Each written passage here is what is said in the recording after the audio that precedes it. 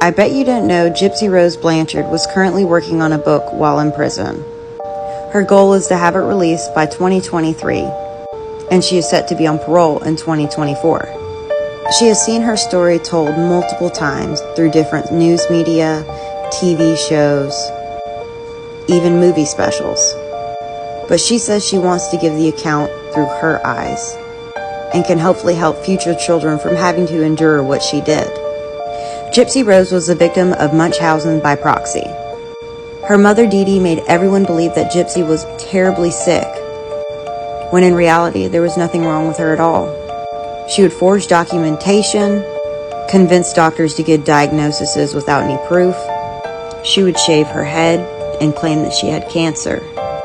She would give her medication that would cause her teeth to fall out. She wanted everyone to believe that Gypsy was terribly ill and she was the doting mother that took great care of her, when in reality she was the cause of all of Gypsy's problems. Dee Dee had Gypsy use a wheelchair despite her being able to walk with no problems at all whatsoever. Dee Dee would somehow convince surgeons to perform unnecessary procedures on Gypsy. She had surgeries on her eyes, she had her saliva glands removed. When doctors would perform tests on Gypsy and say that they would come back inconclusive or that she wasn't sick, Dee Dee would immediately stop taking her to that doctor. She would fabricate paperwork and take it to a new doctor claiming all these illnesses and problems with Gypsy.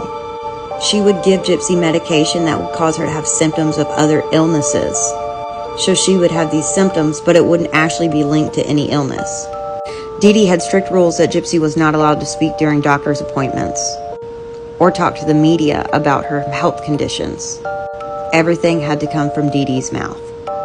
Dee Dee also claimed that the family was a victim from Hurricane Katrina, when they actually weren't.